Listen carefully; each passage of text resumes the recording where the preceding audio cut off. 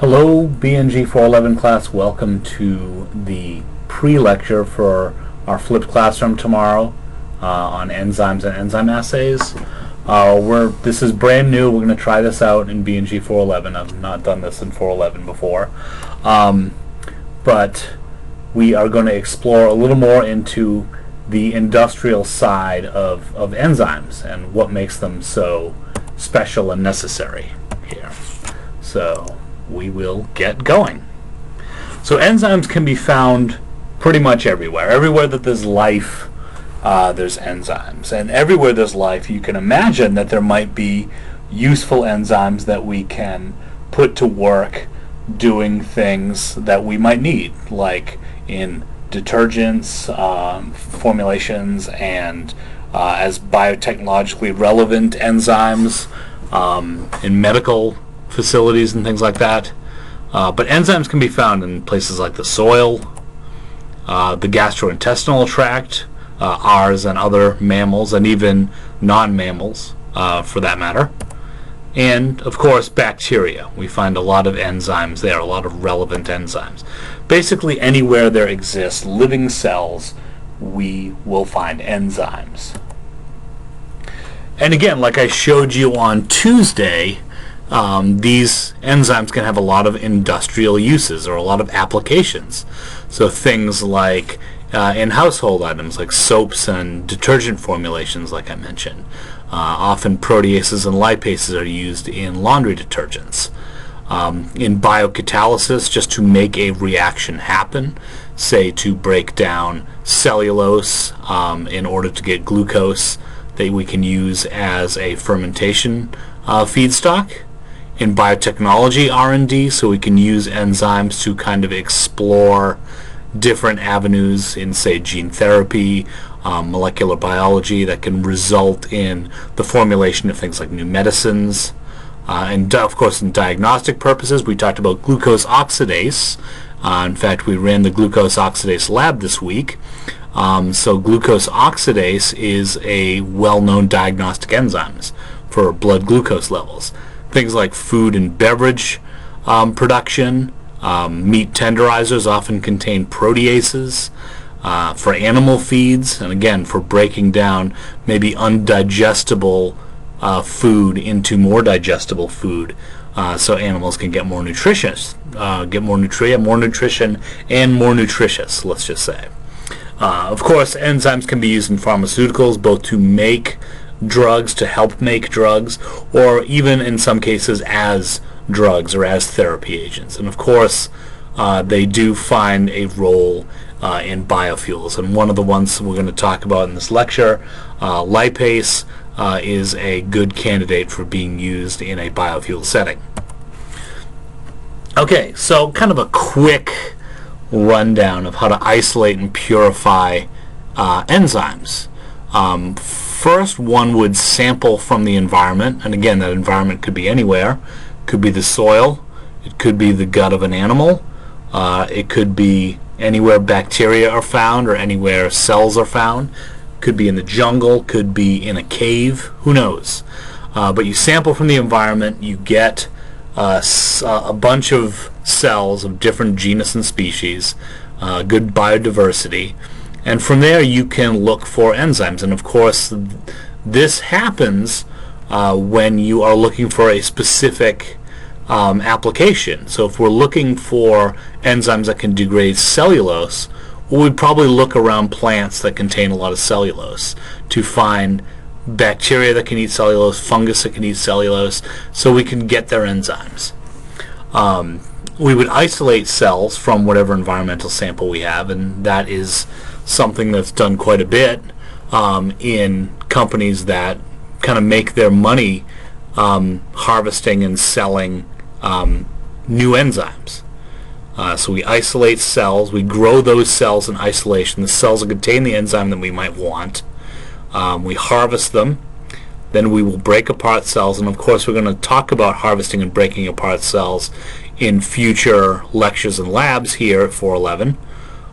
So you can break apart cells, but if the enzymes are secreted, in some cases enzymes are just secreted from the bacterial or the fungal cell, Then we would just harvest the culture broth, which probably contains most of the enzymes that we want. So in that way we are able to begin to isolate the enzyme of interest. So to isolate it, we want to get rid of all the contaminating stuff. So all the contaminating cellular proteins or the contaminating secreted proteins that aren't our enzyme of interest. We want to basically purify it. And again, we'll talk about later on in the semester some ways in which we can purify them. And then, of course, what we've been talking about this week is assaying an enzyme of interest. So I'll give you an example here, and I've posted this paper where this is from on my courses, and you can just flip through it. You don't have to necessarily read it if you don't want to, but you can flip through it and see some of the things that we've been talking about here this week in BNG411. So we're talking about a lipase enzyme here, and I mentioned lipases can be good in a biofuel setting. They can also be good in a laundry detergent or other cleaner formulation setting, where they'll cleave lipids. Lipids make up dirt, a good portion of it, and lipids, of course, are useful as precursors to biodiesel.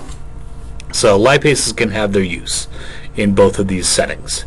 And this is a paper from Liu et al. In Applied Biotechnology and Microbiology and Biotechnology back in 2012, where they isolate a lipase from a bacterium called Ralstonia eutropha. And those of you that know me by now know this is one of my favorite organisms. So first what was done is the lipase was tested. So we looked at the cells of Ralstonia eutropha and overexpressed this lipase enzyme, made a whole lot of it, and examined how well it broke down lipids.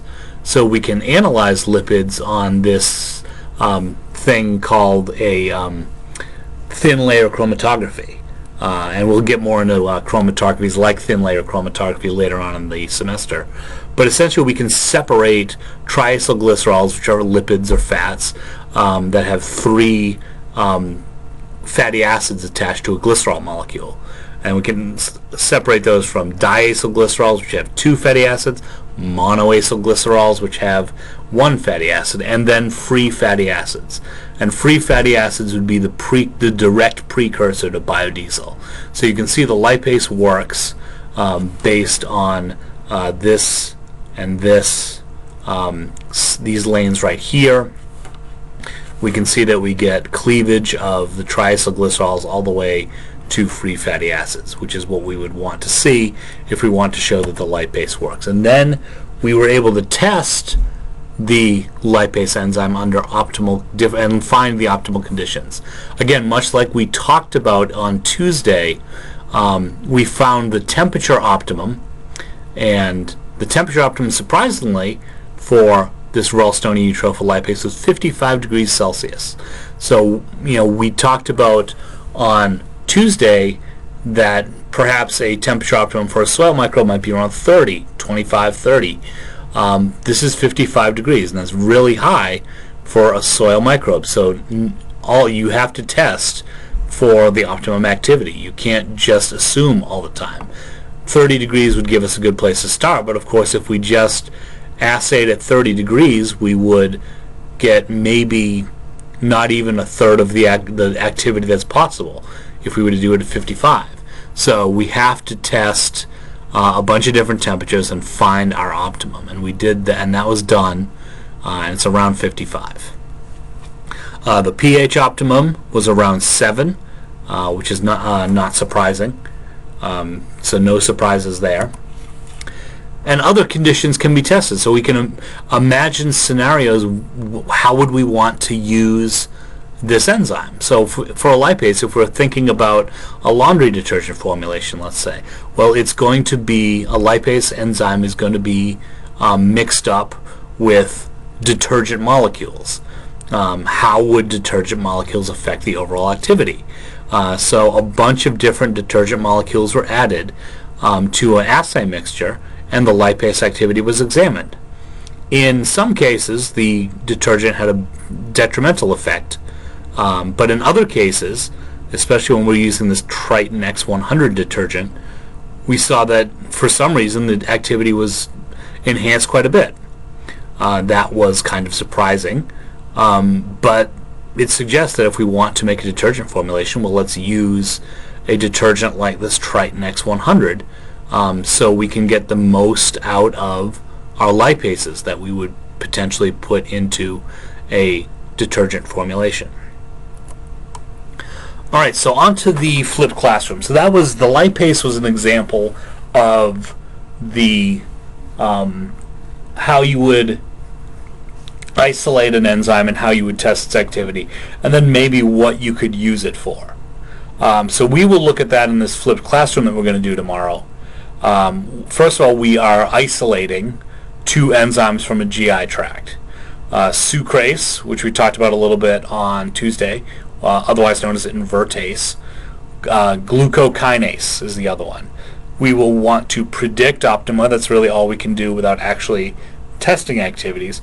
And we will speculate what is needed in order to begin to test the activity of these enzymes.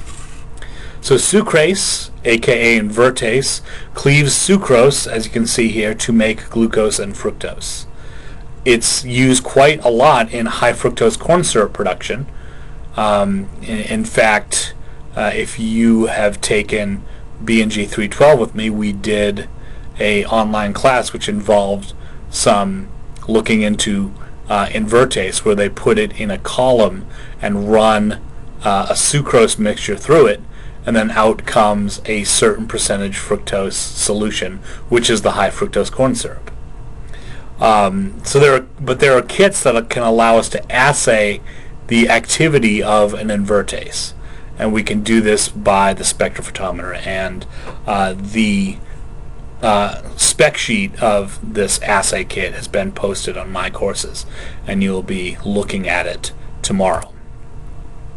Glucokinase is an enzyme that adds a phosphate group to glucose, so it takes glucose and turns it into glucose 6-phosphate, and of course that's key for metabolism of glucose. It's basically activating glucose to make glucose 6-phosphate in order to get it ready for metabolism. The phosphate donor in this case, it's usually ATP, sometimes it can be GTP, sometimes it can be phosphoenol pyruvate, but here we're talking about ATP. So we can do assays, we can look for either appearance of products or disappearance of substrates. In some cases we might want to do a coupled assay, so we might want to take our enzyme of interest and couple it to activities of enzymes that have been very well characterized, and there are many of those. So many enzymes have been well characterized in terms of their activity, and these can be coupled to an assay of an enzyme of interest. So we can look at the substrate of one of these enzymes that's been well characterized, and it could be, and it is usually, a product of the reaction of our enzyme of interest. This allows for visibility of activities that are not easily monitored. So in the case of glucose kinase or glucokinase, we can assay the appearance of ADP and the disappearance of ATP, but mostly the appearance of ADP by coupling it to other enzyme assays. So for example, and this is very relevant here, we are coupling enzyme assays that use ATP to this pyruvate kinase and lactate dehydrogenase activities.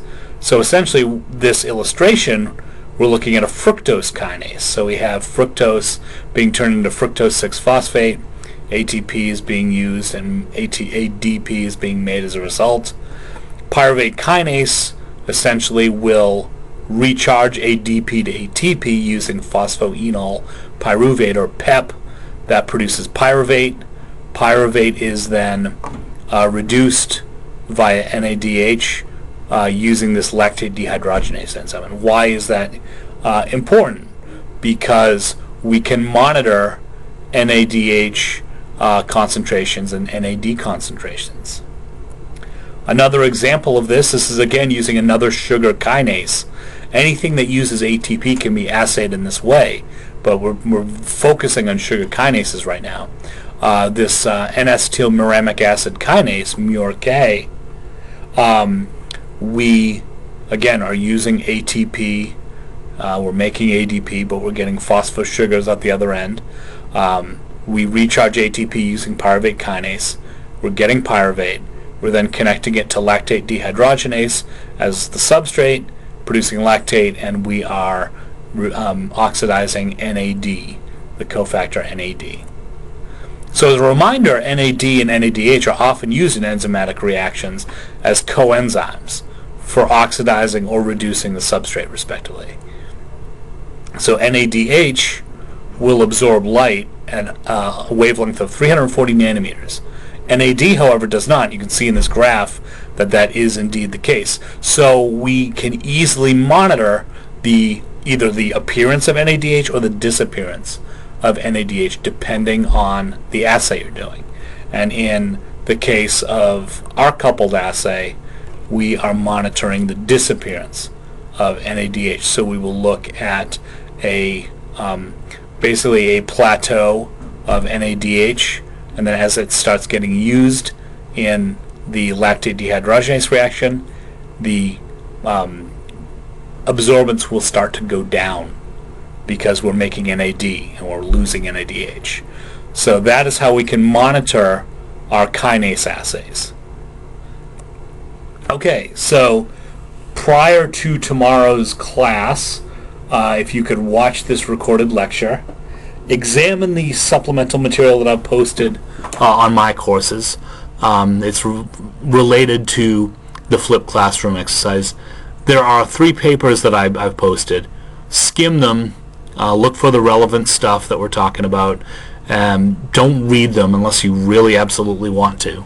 But skim them through, see what people have done regarding enzymes and characterizing them.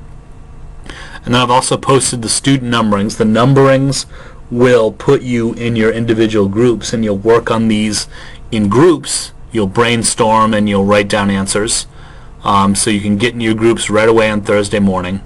Have your materials accessible for class, especially the couple of things that are needed for looking at the schematic of the enzyme activity, the spec sheet for the assay kit for the Sucrase, etc. And you, of course, while you are working tomorrow, you may use the internet as a resource, but if you are taking from somewhere, be sure to cite that. Okay, so that's it, and I will see you tomorrow.